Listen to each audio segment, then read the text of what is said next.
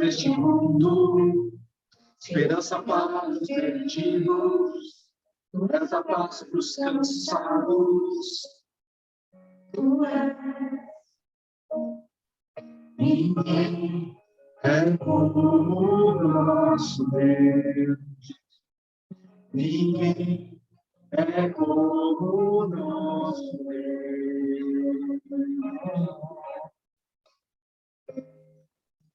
Grandes coisas estão por vir, grandes coisas vão acontecer neste lugar.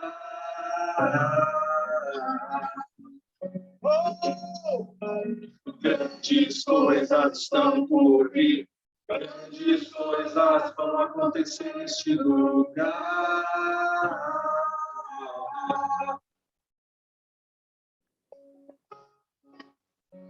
Tu és o Deus desse mundo, tu és o rei deste povo, tu és o Senhor da nação, tu és a luz deste mundo, esperança para os perdidos, tu és a paz dos cansados, tu és.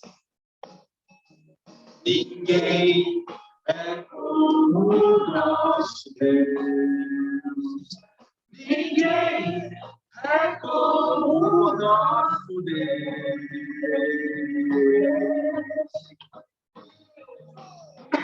Grandes coisas estão por vir, grandes coisas vão acontecer neste lugar.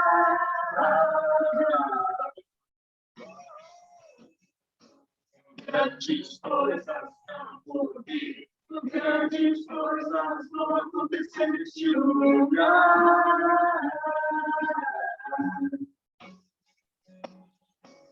Grandes coisas estão por vir, grandes coisas vão acontecer neste lugar.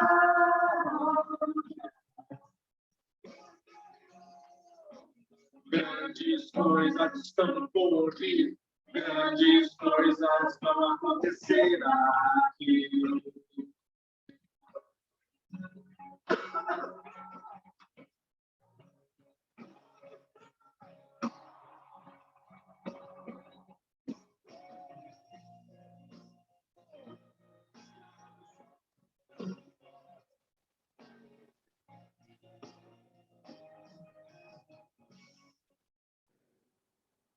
Ninguém é como o nosso Deus. Ninguém é como o nosso Deus. Ninguém é como o nosso Deus. Ninguém é como o nosso Deus.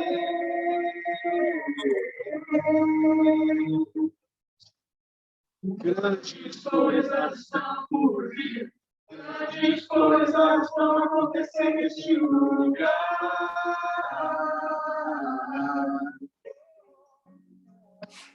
Grandes coisas estão por vir, grandes coisas vão acontecer neste lugar.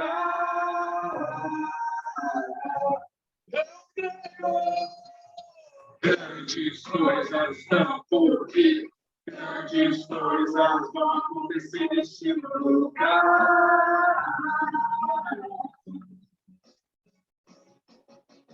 Grandes coisas estão por vir, grandes coisas vão acontecer aqui. Aleluia! Aleluia, Senhor. Faz grandes coisas, meu Deus, grandes coisas. Em nome de Jesus. Senhor, nós queremos declarar um novo tempo, um tempo de novidades da parte do Senhor, tempo de novidade na nossa nação, Senhor Deus, tempo de novidade, Senhor Deus, de resgate de vidas, tempo de conserto, Senhor Deus, tempo de transformação, de cura. Nós queremos declarar aqui como igreja, Senhor Deus, um novo tempo sobre a nossa nação, Senhor Deus, sobre o nosso estado, sobre a nossa cidade, sobre o nosso bairro. Nós não aceitamos, Senhor Deus, a influência, a ação de Satanás e dos seus demônios. mas nós declaramos que o Brasil existe para a glória do teu nome. Senhor Deus, toca nas famílias, entra nas casas, Senhor Deus, arranca essa corrupção, Senhor Deus, e tudo aquilo que acontece nos meandros da nossa política. Senhor, estamos em ano eleitoral, meu Deus, levanta líderes sobre nós, papai, que sejam abençoados, que possam nos guiar por um bom caminho, em nome de Jesus, Senhor Deus, estamos cansados de tanta violência, Senhor Deus, de tanta injustiça, papai, de tanta intolerância. Nós invocamos, Senhor Deus, a tua presença para que haja um novo tempo, Senhor Deus, sobre as nossas vidas, sobre as nossas casas e também sobre a nossa nação, em nome de Jesus. Em nome de Jesus. Amém. Amém, gente.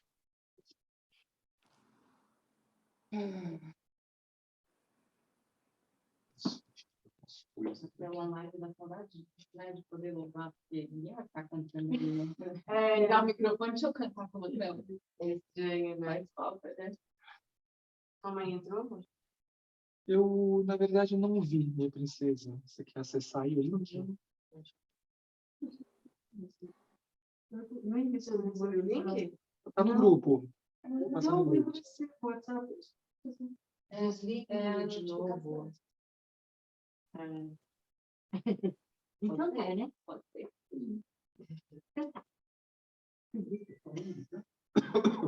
Olha, eu uma vez também. Tá tudo bem? Falando, eu perdi. O que estão falando? Ah, não, para ver se minha mãe tinha entrado, para ela queria entrar. A mãe dele. Aqui estão gravando, mas. Porque a gente está gravando, mas está online também. Quem está online na célula? Vê se tem alguém para poder cumprimentar, inclusive. Né? Tem? Boa noite, gente que nos escuta online. Mama Rose, beijo no coração de vocês. Um grande abraço em todos. Opa, estamos escutando aqui, ó. Aleluia, que legal. Aleluia, um grande abraço em todos. Estou aqui para mostrar todo mundo. Tá. É todo mundo. Beijos, beijos. Que Deus abençoe a todos. Amém. Amém. Muito bom, gente. Então, vamos iniciar a palavra. Agora está todo mundo. Quem está online pode ficar. Quem está aqui pode ficar só no presencial, tá? É que eu estou tão viciado no online que eu não consigo. Eu venho pro presencial, eu ligo online e fico na câmera lá. Muito bom, gente. A palavra que a Isa nos preparou, na verdade, já faz acho que umas 2 semanas, ou 3 até, porque ela passou, acho que eu estava de Covid, eu não consegui ministrar, imagina, aquela situação, né? Mas é uma palavra muito legal, porque vai falar sobre pessoas de fé, e é uma palavra muito pertinente para o nosso tempo. Gente, eu não vim aqui ser profeta do Apocalipse e falar que o fim dos tempos é amanhã, ok? Mas vamos entender uma coisa. Jesus disse que ele estava às portas há 2000 anos atrás. 1000 anos é como um dia para o Senhor, eu concordo com isso. Mas, você há de convir comigo que está alguma coisa mais próxima? E pelos sinais que a gente tem visto, gente, tá bem próximo. Quando eu falo bem próximo, não vai levar mais 1000 anos, ok? Não sei se a gente vai ver. Espero que sim. Espero que a gente seja essa geração. Mas eu creio que está muito próximo e Jesus disse uma coisa muito importante sobre fé. Vocês lembram o que ele falou sobre fé nos últimos dias? Eu disse esfriar o amor, né? Por se multiplicar a iniquidade, se esfriaria o amor. Mas ele fala assim, haverá fé na terra quando o Filho do Homem voltar? E acho que naquele tempo, não sei se as pessoas conseguiam compreender o que é ficar sem fé, ou perder a fé, ou diminuir a fé. Porque naquele tempo, gente, imagina o seguinte, eu imagino que quanto menos artifícios, tecnologia, condições, mecanismos, ciência, quanto menos dessas coisas você tem ao seu alcance, ou condições financeiras, mais fé você precisa. Você concorda? Você concorda comigo que quando você não tem mais situação nenhuma para buscar uma solução, você acaba buscando a Deus? Não deveria ser assim, tá? Mas normalmente isso acontece, não é?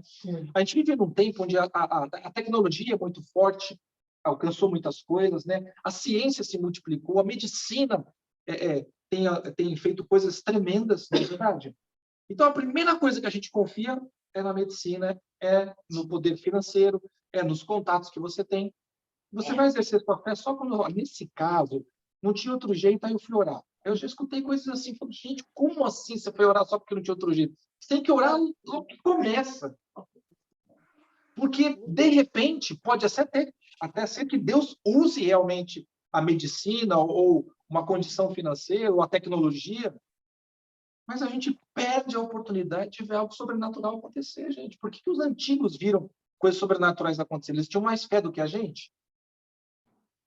Provavelmente eles exerciam mais. Mas, assim, é menos entretenimento, menos informação, menos... Muita coisa menos. Tinha mais Deus e menos outras coisas. Exatamente. Acho que a gente garante muita coisa. Exatamente. E a gente precisa entender que mesmo nós, nesse tempo, temos que ter fé tanta quanto os antigos tiveram. Mas... Eu queria convidar você a abrir a palavra do Senhor no livro de Hebreus, na provavelmente carta de Paulo aos Hebreus, né? Lamartine acredita que seja Paulo mesmo. Bom, ele é um cara que tinha toda a capacitação para poder falar ao seu próprio povo, porque ele era um hebreu, é um judeu convertido. E não era um judeu qualquer, era um cara estudado, né? Um cara da elite espiritual que se converteu. Então, era um cara que realmente tinha condições de falar assim, gente, sabe aquela posição que eu tinha? Então, aquilo não vale nada, vou falar outra coisa para vocês. Porque é verdade, né? Você pegar um cara que tem muito poder, você pegar esse cara e ver ele quebrantado, você fala, não é possível. Não é verdade? Porque às vezes você olha para uma pessoa simples e fala assim, não tinha outra opção, não sei isso. Mas você pega um cara que tem poder, ou tem riquezas, esse cara se entrega, você fala, meu Deus, não é? Na verdade é igual, tá? Mas a gente tem esse impacto mais forte porque você olha para um cara que pode ter o que ele quiser e ele fala, eu não quero, eu quero ter a Jesus. É impactante, né? Mas a gente vai ler lá na carta de Hebreus, capítulo 11, e vamos ler os versículos 1 a 4. Por meus olhos para poder enxergar. Não é? Todo mundo já abriu aí? Quem vai ler? Alguém quer ler? Não, você. Eu mesmo. Você mesmo. Hebreus 11, 1 a 4 diz assim, ora, a fé é a certeza daquilo que esperamos e a prova das coisas que nós não vemos. Pois foi por meio dela que os antigos receberam um bom testemunho. Pela fé entendemos que o universo foi formado pela palavra de Deus, de modo que o que se vê não foi feito do que é visível. Pela fé, Abel ofereceu a Deus um sacrifício superior ao de Caim. Pela fé, ele foi reconhecido como justo, quando Deus aprovou as suas ofertas, embora esteja morto, por meio da fé, ainda fala. Quando você pega aqui o capítulo da fé, que é Hebreus 11, você vai ver Paulo discorrendo uma série de pessoas, uma série de heróis da fé. Na verdade, eram pessoas como eu, como você, com limitações, com fraquezas, com anseios. Amém? Porque eu já falei para vocês muitas vezes, muito embora o mundo tenha se desenvolvido, que trazido tanto conforto, e uma vez o Lamartine falou uma coisa que eu fiquei pensativo, falou assim, gente, a gente às vezes olha lá para Salomão, né? Salomão que viveu toda aquela glória e tal. Salomão não tinha coisas que você tem hoje. Ele não tinha um chuveiro quente com a bacia, certo? Ele não tinha um micro-ondas, um fogão elétrico, ele não tinha uma televisão. Então, a gente tem muito conforto hoje, gente, que Salomão, em toda a sua glória, não teve. Não é? Mas esses caras que foram iguais a nós, eles se destacaram porque a sua fé foi diferenciada. Então, a gente viu falar de Abel, mas a gente pode falar de Noé, a gente pode falar de Abraão, a gente pode falar de Sara, a gente pode falar de Isaac, Jacó e todos aqueles que vieram na sequência. Davi. Pessoas que, pela fé, enfrentaram praticamente o impossível. Eram pessoas improváveis, gente. E se destacaram porque tiveram fé. Porque aí a glória era de Deus e não deles. Quando nós nos destacamos pela fé, significa que é Deus quem está fazendo alguma coisa e não é a nossa capacitação, sabedoria, inteligência, articulação, contatos que está resolvendo, mas é a própria ação sobrenatural deles. Eu sei que cada um de vocês aqui tem uma história para contar de um momento que teve fé e algo sobrenatural aconteceu. Verdade ou não? Mas às vezes eu olho, gente, para trás e vejo que os momentos parecem tão escassos. É 1, 2, 3. Quando a gente poderia viver e exercer isso continuamente. Amém? Então eu quero deixar para vocês 3 maneiras de nós exercitarmos a nossa fé e que isso tem que ser feito diariamente. Não tem opção da gente fazer dia sim, dia não, semana que vem, cada 15 dias. Não é discipulado, tá? É fé. Uma vez por semana não é célula, gente, é fé. Se você exercer fé somente na célula, vai ser um problema grave também, tá? E o primeiro tópico que eu quero falar com vocês é sobre ouvir e ler a palavra de Deus constantemente. Quantos estão lendo a Bíblia todos os dias? 2 vezes por dia. Quantos estão lendo a Bíblia e meditando sobre aquilo que estão lendo? Mas tenta. O que é meditar, gente? Não é apenas você ler aqui. O que é que Deus está falando aqui? O que ele quis dizer? Qual é a mensagem que está aqui nas entrelinhas? É a sua vontade de entrar dentro do texto. E não apenas o texto entrar dentro de você. Ok? Então, lá em Romanos 10, 17, diz assim: consequentemente, a fé vem pelo ouvir a mensagem, e a mensagem é ouvida mediante a palavra de Cristo. Olha que coisa interessante. Ele fala que a fé vem pelo ouvir. Mas a gente pode ouvir um monte de coisa, né, gente?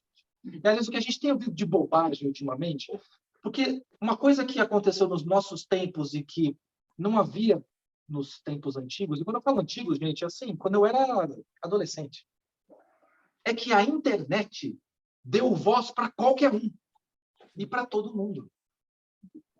Nós também estamos usufruindo deste sistema na qual estamos gravando aqui uma mensagem. Graças a Deus, uma mensagem baseada na palavra de Deus.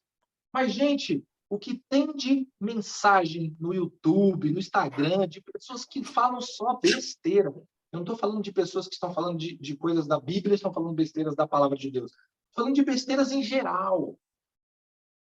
E tem pessoas que, por conta de serem conhecidos, pessoas famosas, elas são tidas, né? Aquilo que elas falam é tido como uau, grava o que ele falou, cara. Põe num quadro, põe na sua parede.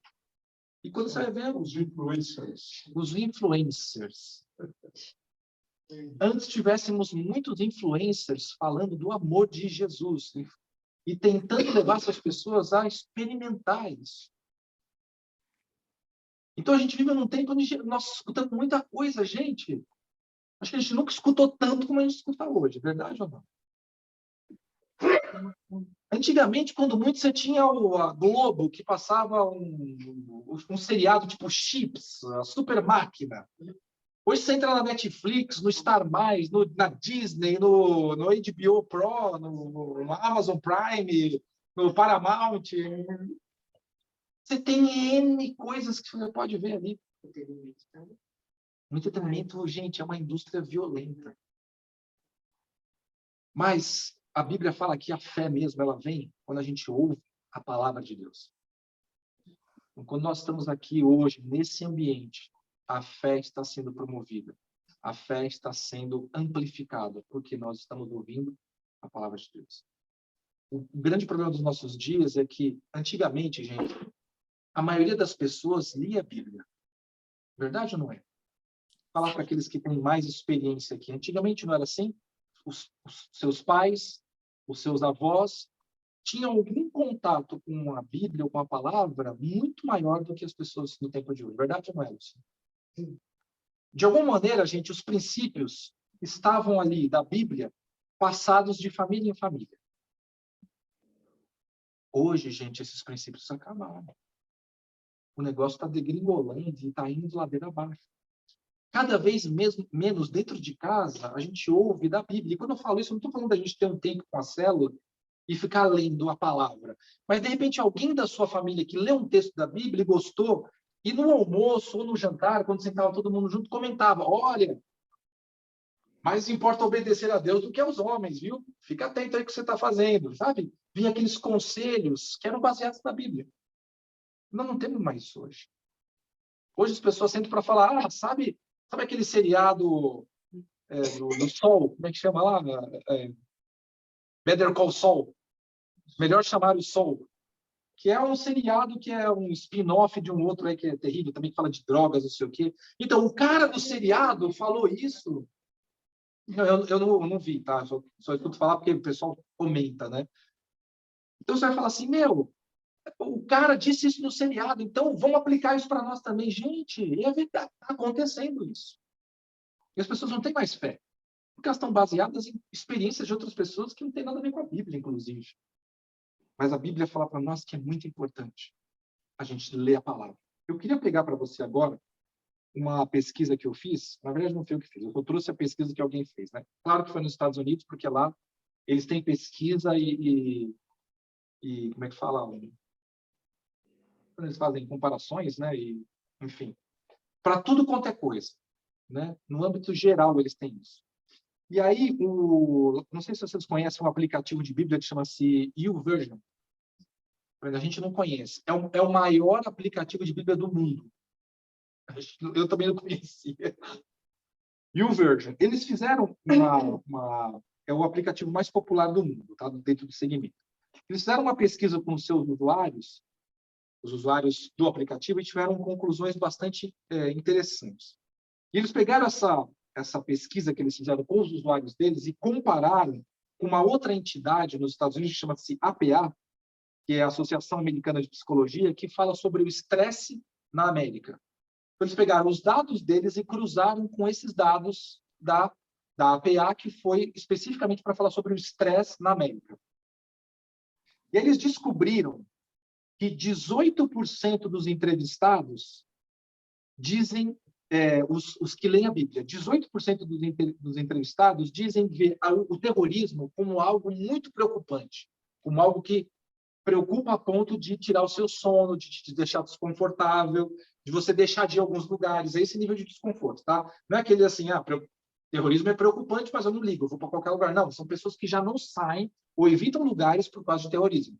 Então, eles falam que só 18% daqueles que leem, que acessam o aplicativo, que tem esse tipo de situação, que leem a Bíblia com constância. Em contrapartida, a APA tem um número de 58% de pessoas que não leem a Bíblia e que mudam alguma coisa na sua vida por causa do medo do terrorismo nos Estados Unidos. Olha a proporção como é violentamente diferente, gente. Nesse estudo do YouVersion, 30% dos entrevistados dizem que as escrituras, que eles leem as escrituras antes de passar por uma situação estressante, que isso ajuda tremendamente eles a enfrentar essa situação. 30%. Enquanto que 41% afirma que ler as escrituras nessas horas ainda ajuda a dar alívio. Então, não só ajuda a enfrentar, mas dá um alívio de modo que o cara vai mais tranquilo. 41% de pessoas que leem a Bíblia. Então, gente, ler a Bíblia e meditar sobre a palavra de Deus não é apenas uma retórica que a gente vê dentro de um sistema eclesiástico. Isso vai fazer bem para você. Sempre que você está em contato com a palavra de Deus, alguma coisa está mudando dentro de você. Uma chavinha está sendo alternada, um medo está sendo perdido, uma aflição você está vencendo. Amém? Eu me lembro de um jovem da igreja que vinha no nosso grupo de jovens na época que eu estava lá, né? E ele passou por uma situação que eu acho que ele foi assaltado. E ele foi tomado por uma síndrome do pânico, gente, mas era uma coisa tão absurda que ele não saía do quarto dele. Eu não consigo imaginar uma situação dessa de eu... não acho que eu não vou trabalhar hoje, porque eu estou com medo de sair na rua. Estou com medo de pegar o trânsito. O cara não conseguia sair do quarto dele. E nós nunca passamos por alguma coisa tão intensa assim. Não sei se vocês já passaram por alguma coisa assim. Graças a Deus, depois que eu entreguei minha vida para Cristo, eu nunca mais tive uma situação de estresse máximo. Claro que a gente tem momentos de passar por preocupação, né? Teve uma vez que a gente estava num evento da igreja, lá na Imperatriz, que era de noite, a gente estava saindo. Desculpa. Ainda tem umas coisinhas saindo aqui. Umas sequelas. E nós saímos da igreja tarde, era um dia de semana, então não tinha ninguém na rua. Nós paramos numa ruazinha lateral, que não tinha movimento nenhum, era escura. Nós chegamos lá, o carro estava sem bateria. E aí nós temos que chamar o guincho, né, ou o seguro, para vir dar uma carga para a gente pelo menos ir para casa. Aí uma escuridão. O que a gente faz numa situação como essa? Eu liguei para o guincho, né, liguei para o seguro, para ele mandar alguém para dar carga na bateria, e a gente atravessou a rua e fomos lá para uma farmácia, que era uma coisa aberta, e ficamos lá de longe. Por quê? Eu não tinha nenhuma segurança e tranquilidade de ficar sentado no carro com a Raquel, esperando. Obviamente. A Carmen não tinha nem livro. Larga o carro aí, pega um táxi e vai embora. Não é, gente? Olha que situação. E nós falamos isso, e é natural para nós no Brasil, ou pelo menos nas grandes capitais, os lugares que têm mais violência, isso é algo comum. Mas se fosse nos Estados Unidos, por exemplo, você ficaria sentado no seu carro e não aconteceria nada. Muito provavelmente. Estou falando que lá é perfeito. Mas veja bem, não é, Afonso? Eu só vinha que é aqui. Porque tinha certo. Porque senão também não teria vindo. E ainda cogitei e falei assim, acho que eu vou ligar. Porque para mim incomoda. Sair à noite, ainda de dia eu vou tranquilo. Mas sair de noite me incomoda muito. Eu não gosto. Eu não gosto dessa rua aqui que tem. Me incomoda, é muito perto, lógico, é muito perto. Mas me incomoda. É porque era uma coisa muito especial. Não, mas não mesmo. E aqui, a gente viveu um tempo, durante esse processo do final da pandemia, que a gente também ficou assustado. Porque começaram a assaltar as pessoas aqui na Sumirata. Assalto no maior. E nós estamos a duas quadras da base da Polícia Militar.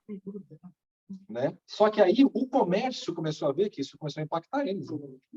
E eles se mobilizaram e colocaram segurança. Então, agora a gente tem segurança na nossa rua e segurança na Sumirata, de cima e embaixo.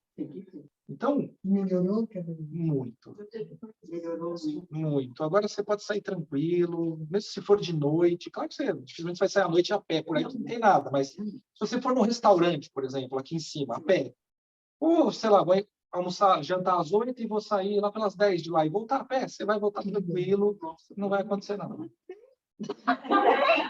Eu não tenho coragem. A Close. Tem muita coragem mesmo. Eu definitivamente não. Então, eu sei que é complexo. Você falou, eu não vou. Então, realmente, eu sei que é difícil. E a gente vive num tempo que as coisas são difíceis em termos de segurança. Mas, quando você tem fé, e você tem que fazer isso, ou seja, é uma reunião, né? É importante você estar lá, você vai e você sabe que vai estar guardado. E sabe que o Senhor vai estar cuidando de você. Amém? Como a gente não cantou aqui todas as coisas cobertas. Claro que a gente não vai, por conta disso, se lançar, né? Não, eu vou sair com o meu iPhone 13 falando assim, 1h eu vou caminhar pela rua aqui, cantarolando e ouvindo música, falando, olha, eu tenho um iPhone 13. Você não vai fazer uma loucura dessa, não é? Isso não seria de bom tom, né? Mas aí já menos, querido. não, aí você vai entrar numa outra questão, que é aquela, não provai o Senhor. Exatamente. Ó, você já está me provando, né, filho? Você quer ver até onde a minha segurança te cobre. Tenha sabedoria. Jesus falou, não, para não tentar. Não. Se joga aqui do pináculo, que os anjos vão te pegar. É isso aí. Não tentarás o Senhor teu Deus. Então, tem um limite, né? Mas, gente, como é importante a gente ouvir a palavra. Então, ir no culto, vir na célula, ouvir as ministrações pela internet. Hoje a gente tem muito acesso a material muito bom. Muito bom. Não sei se vocês estão sabendo, o Jesus Cop vai fazer um curso amanhã à tarde. Eu também escrevi. Só que lá É online, só online, um curso daqui a começa das 2 da tarde, vai até às 10 da noite, com só os caras, meu, Ângelo Basso, Luciano Subirá, o outro menino lá que fala dos erros lá, sem entender errado, né? Jonathan, o doutor Jonathan. Vai ter várias pessoas que são, cara, são homens de Deus mesmo, que estudam a palavra, Escrevem livros. e que vão estar trazendo uma série de direções, claro, voltar para uma liderança, mas liderança ou não, a base é a Bíblia. Nada mais isso. Amém? E outra coisa que é importante, todos nós aqui exercemos algum nível de liderança. Verdade ou não é? Ricardo e Elisa não são líderes de célula, mas são líderes de um lar. E eles têm que tomar conta, têm que pagar as contas, tem que deixar tudo em ordem no lar, o lar tem que estar redondinho, abençoado, munido, suprido, cheiroso. Eles são líderes lá. E para você ter um lar abençoado, qual é a melhor maneira de você saber como fazer? A Bíblia. Porque a Bíblia fala como eu devo fazer isso. A Jalais, ela tem um nível de autoridade dentro do seu trabalho. Certo? Lá dentro do seu trabalho, ela precisa aplicar princípios. Ela tem que escolher quais princípios ela vai aplicar. Para que aquele lugar seja um lugar que é próspero, que é produtivo, que é abençoado. É a palavra de Deus. Já foi o tempo, gente, que as pessoas segmentavam, né? Tem um povo mais antigo que fala, não, trabalho, trabalho, igreja, igreja. Gente, se Jesus não pode entrar no seu trabalho, eu não sei o que você está fazendo na igreja. Não é verdade? Se Jesus não pode entrar no seu lazer, o que você está fazendo na igreja? Mas o lazer também tem a ver, tudo tem a ver, gente. Tudo que você faz tem que ser para a glória dele. Amém? Então, precisamos ouvir a palavra de Deus para poder exercitar a fé.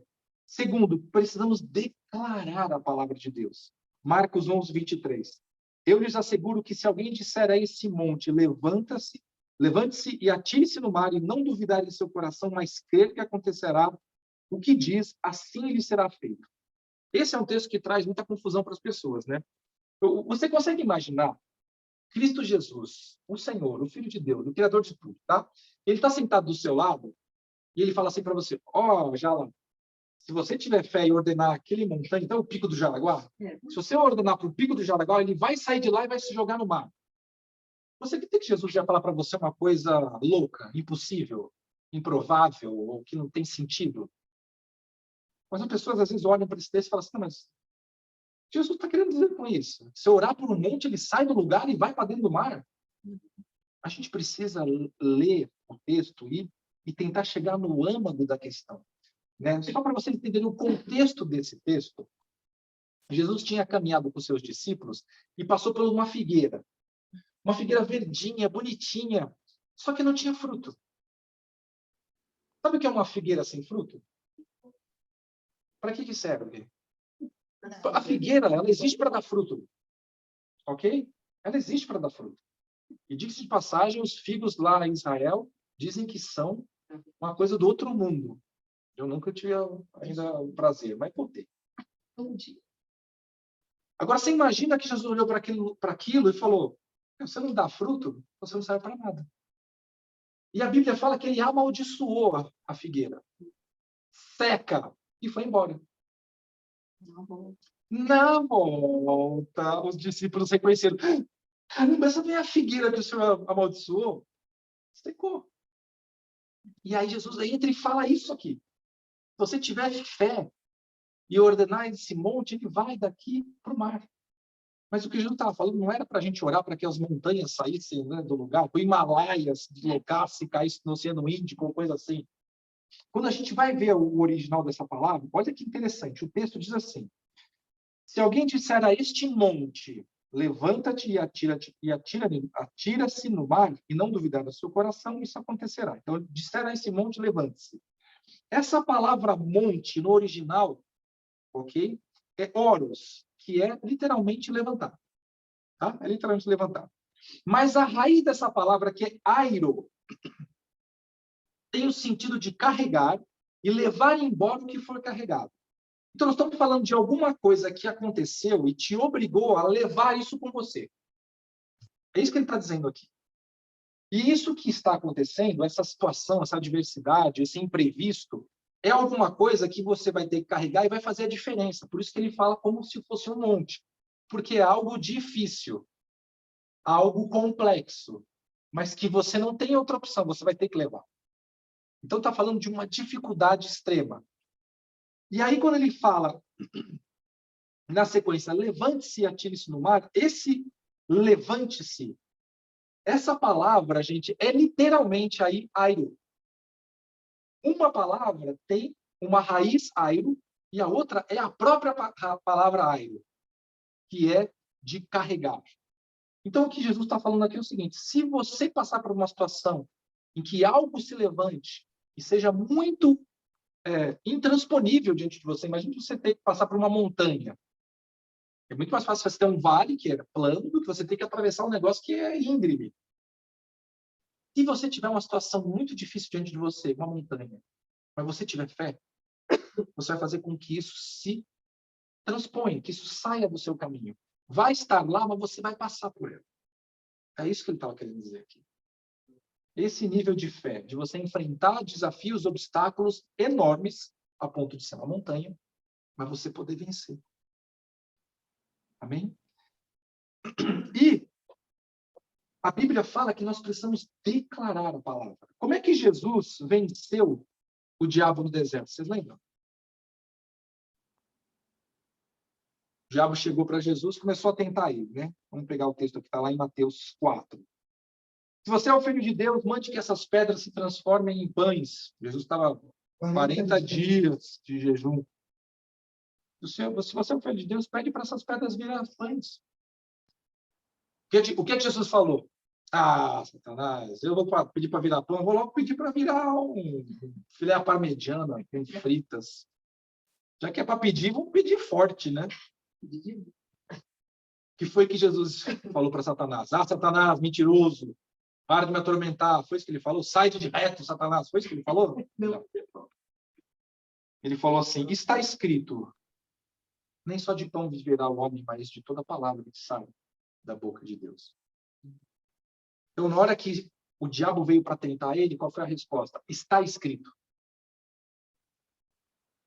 A gente já falou aqui, né, do tentar o Senhor teu Deus. Quando ele falou para ele, se atira daqui do pináculo lá para baixo. Mas está escrito, não tentarás o Senhor o teu Deus. Está escrito. Você precisa saber o que está escrito. Porque quando você declara a palavra não é sua, é de Deus. Quando você tem que afirmar o que você está afirmando, ou seja, quando você tem que botar base naquilo que você está declarando, já é algo sério. Verdade ou não é? O Afonso, quando ele veio aqui nos ajudar, e o Afonso deu vários apoios para nós aqui na época da obra, ele falou assim, cara, é possível fazer o parapeito de vidro aqui da escada. É possível. E foi ele que fez, ele que tirou tudo, tirou os moldes, preparou tudo. Então é possível. Só que quando ele falou que era possível, ele tinha que garantir isso, porque era a palavra dele. Ele tinha que garantir que era possível. Aleluia. Está aí. Já trabalho. Deu. Mas ficou muito bom. Deu. Então, você imagina que ele teve que garantir com a sua palavra alguma coisa que tinha que funcionar. E que a gente ficou assim, agora vai ou não vai? A escada é torta, os degraus são assim, o negócio não é no brumo, pelo amor de Deus. Agora, quando você declara a palavra de Deus, a palavra não é sua. Você não tem nem que se preocupar em garantir ela. Porque já tem alguém que garante ela de dia e de noite. E é o próprio Deus. Agora, se você não sabe o que está na Bíblia, como é que você vai declarar? Verdade ou não é? Você está enfrentando luta espiritual? O que você vai declarar? A tua palavra, o Senhor fala que nenhuma arma forjada vai prosperar contra a minha vida, está escrito. Só que a gente precisa aprender a declarar a palavra de Deus. Quantas vezes na sua vida você passa por uma situação e que você pegue e lê um texto da Bíblia e fala, estou declarando essa palavra, Senhor, sobre essa situação. Quantas vezes você fez isso? Quero te estimular a você ler a Bíblia. E, se for o caso, você grava os textos, escreve num papel e põe no bolso. E quando você passar por aquela situação, você tira aquele papel e diz, mas, Senhor, a tua palavra fala. Porque quando você declara com fé a palavra de Deus, aí é o próprio Deus que vai agir. Amém? Ele vela sobre a sua palavra de dia e de noite. Amém? E depois a gente tem que ter uma atitude de fé. Isso é claro, né? Lá em 1 Samuel 17, 32 e 37 diz assim: Davi disse a Saul: ninguém deve ficar com o coração abatido por causa desse filisteu. Teu servo irá e lutará com ele. Respondeu Saul: você não tem condições de lutar contra esse filisteu, você é apenas um rapaz, e ele é um guerreiro desde a mocidade. Davi, entretanto, disse a Saul: teu servo toma conta das ovelhas de seu pai. Quando aparece um leão ou um urso e leva uma ovelha do rebanho, eu vou atrás dele, atinjo-o com golpes e livro a ovelha da sua boca. Quando se vira contra mim, eu o pego pela juba, atinjo com golpes até matá-lo. Vai bem. Teu servo é capaz de matar tanto um leão quanto um urso. Esse filisteu incircunciso será como um deles, pois desafiou o exército do Deus vivo. O Senhor que me livrou das garras do leão e das garras do urso me livrará das mãos desse filisteu. Diante disso, Saul disse a Davi: vai e que o Senhor esteja contigo. Gente, essa é uma cena que, se eu e você estivéssemos lá, você ia desacreditar. Você ia desacreditar. O Golias, cara, era um cara gigante. Realmente era um cara alto, era um cara aí com, sei lá, quase 3 metros de altura. Existia. Até hoje a gente tem. Qual é o homem mais alto do mundo na atualidade? Tem uns 2,30 m, 2,40 m. Era um cara assim. Só que era um gigante forte, treinado, com uma espada gigante, com couraça. E Davi, gente, Davi não era quando você pensa em Davi como guerreiro, ele não era o. Não olha para o Schwarzenegger fazendo o papel do Conan. Esse não era o Davi. Davi era um Mauricinho, era, sabe, era um franzino. Ele era pequeno. E é muito legal como é que Deus faz essas coisas, né? Como é que ele permitiu que um cara que nem esse, minúsculo, fosse enfrentar um gigante? Não, e o pior não é isso, é você falar assim, não, olha, eu cuido das ovelhas do meu pai, e quando vem o leão lá, não, até quando ele fala assim, eu jogo coisas nele, sei lá, tiro pedras nele, o leão foge, até aí, acho que nesse ponto eu até chegaria. Assim, com muito temor, atrás de uma rocha, sei lá. Agora ele fala assim, não, mas se o leão voltar, aí eu pego na juba dele. Gente, que juba! Eu não estou pegando nem no fio do bigode do gato. E o cara era assim. Isso aqui, Davi era um rapaz, era um menino, era um adolescente, gente. Ele foi levar comida para os irmãos, tal. Ele nem foi chamado para estar na guerra. Ele não tinha condições. E aí o cara chega e fala, não, eu vou lá, vou fazer que nem o leão com o urso. Por que Davi fez isso? Davi estava testando aqui a proteção de Deus? Aí você pode falar, não, mas aí é loucura que ele fez, né? Então, esse é o caso de que ele estava provando, né, a ação de Deus, a proteção de Deus. Não estava. Ele estava indo exatamente na direção que Deus mandou que ele fosse, porque aquele filisteu, ele era a figura do adversário, a figura do diabo, se levantando contra tudo aquilo que era Deus. E o exército de Israel estava aqui acuado, com medo. Mas Davi entendeu que Deus havia chamado ele para aquilo. Então ele não estava fazendo uma loucura, ele estava cumprindo um propósito. Amém? Agora, você vai ter propósitos para cumprir na sua vida que você não vai se achar capaz deles. Você não vai se achar à altura deles. Você não vai de acordo com o que você olha no espelho e fala assim, eu sou assim, eu sou assado. Você vai na força do Senhor. Amém? Davi não venceu Golias porque ele era hábil, porque ele era treinado, porque ele era forte, porque ele era rápido. Ele atirou uma pedra. Ele pegou 5, atirou uma. A pedra pegou no meio da testa do cara. O cara caiu, mas não morreu. Ele saiu correndo. Pegou a espada do Golias, que não devia ser leve, e cortou a cabeça dele. Uma pedra na cabeça. Não era um estilingue desses modernos, sabe, que você tem hoje. Como é que o pessoal falava? Que aquela borracha. No começo era uma borracha tipo de câmera de pneu, quando era pequena. Mas depois tinha borracha de soro, que eles falavam. Borracha de soro, mas por que de soro? Era para você passar no braço, aquela borracha de fazer torniquete. É. Só fim de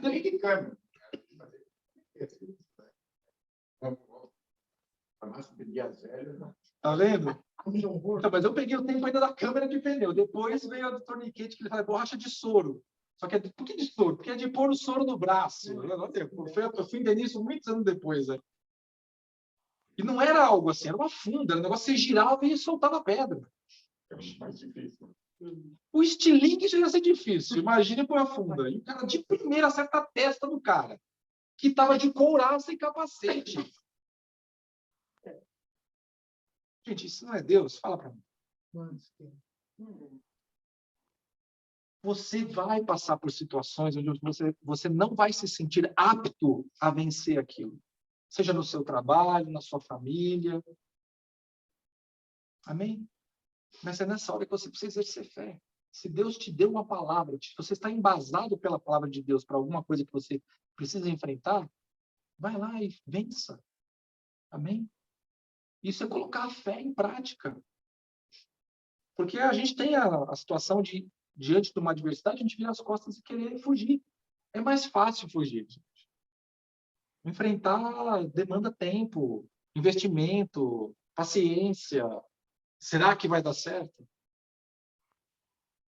Amém? Deus espera que você seja uma pessoa de fé. Ele espera isso de você. Aliás, a Bíblia fala que sem fé é impossível agradar a Deus. Então, não sei se você pensa, quando você acorda de manhã, no seu dia, o que eu posso fazer hoje para alegrar a Deus? Porque muitas vezes a gente está pensando assim, Deus, o que o Senhor vai fazer hoje para alegrar meu coração? O que o Senhor vai fazer hoje para me fazer uma surpresa que eu vou ficar feliz? Agora, quantas vezes você falou assim, Senhor, o Senhor não tem uma expectativa hoje que eu vou fazer alguma coisa para agradar o seu coração, para te deixar feliz? Porque muitas vezes a gente só faz... Essa é uma porta que só vira para um lado, né? Mas aqui ele é Deus, eu não sou. E daí? Ele não ama? Você não ama? Você não fica entristecido? A Bíblia fala que o Espírito Santo fica entristecido. Não entristeçais o Espírito Santo. Então você pode fazer alguma coisa para alegrar o coração de Deus. Uma das coisas que você pode fazer é ter fé. Ser uma pessoa de fé. Amém? Deus não tem prazer em pessoas que não têm fé.